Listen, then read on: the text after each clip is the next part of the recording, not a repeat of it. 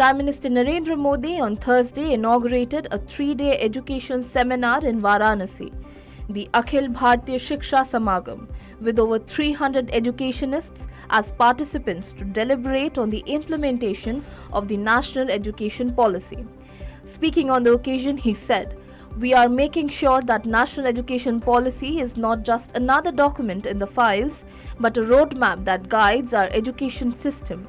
Through the NEP, we aim to create employers."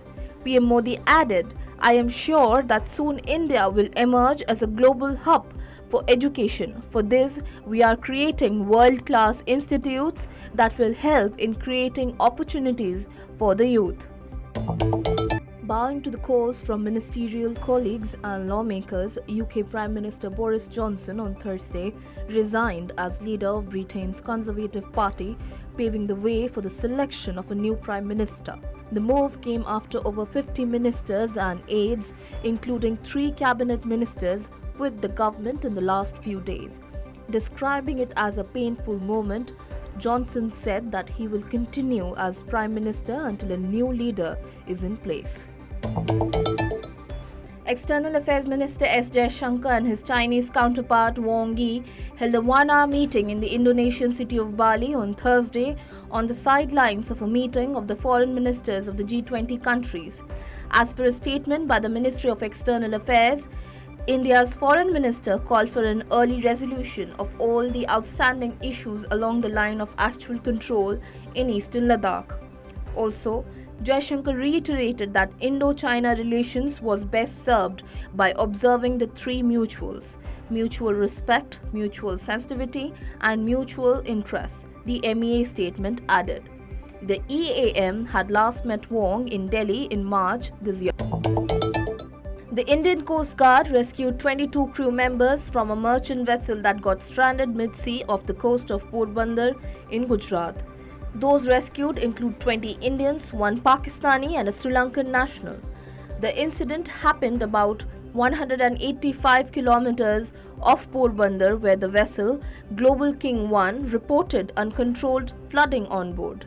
A Dornier aircraft, an offshore patrol vessel and advanced light helicopters were involved in the search and rescue operation.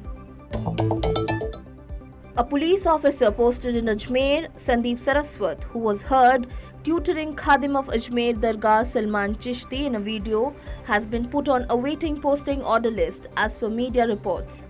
In a video which has gone viral on social media, the police officer can be allegedly heard telling Chishti to say that he was intoxicated when he called for the beheading of Nupur Sharma. Meanwhile, Salman Chishti, who has been arrested by the Rajasthan police for his provocative statements, has been sent to 2-day police remand. Toronto-based filmmaker Lena Manimekale, who has been making headlines for all the wrong reasons, has shared another controversial photo on social media. In the photo, a man and a woman dressed as Lord Shiva and Parvati are seen smoking. Earlier, she had quoted controversy when she had shared a poster from her documentary titled Kali on her Twitter handle depicting the Hindu goddess Kali in an objectionable manner. Meanwhile, Lena continues to face massive backlash on social media. In what is being seen as an outreach by the BJP to increase its presence in South India, 4 eminent persons from 4 South Indian states have been chosen by the ruling party as Rajya Sabha nominated MP. They are athlete and Olympian PT Usha, legendary music composer Ilaiyaraaja, screenwriter-director KV Vijayendra Prasad, and social worker Virendra Heggade.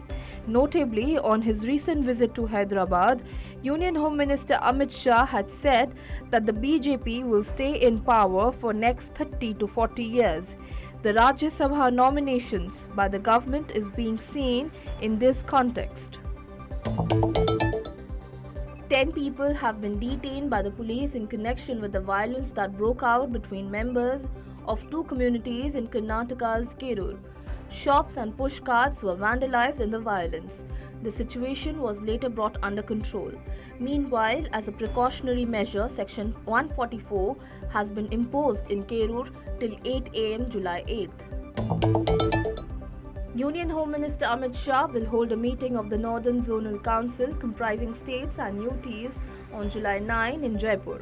The meeting is expected to deliberate on internal security, border security, cybercrime, formation of collective workforce, and developing a system of mutual exchange of information, among other things.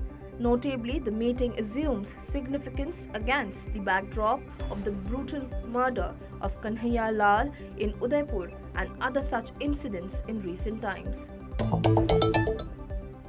Sri Lanka is facing its worst economic crisis since gaining independence in 1948. According to a latest report by the UN World Food Programme, some 6.26 million Sri Lankans, or 3 in 10 households, are unsure of where their next meal is coming from. Notably, the inflation rate in the island nation is a massive 57.4%, which has led to a steep increase in food prices. Meanwhile, as per the United Nations report, around 61% of households are regularly using coping strategies to either slash their budget for food or are consuming increasingly less nutritious meals.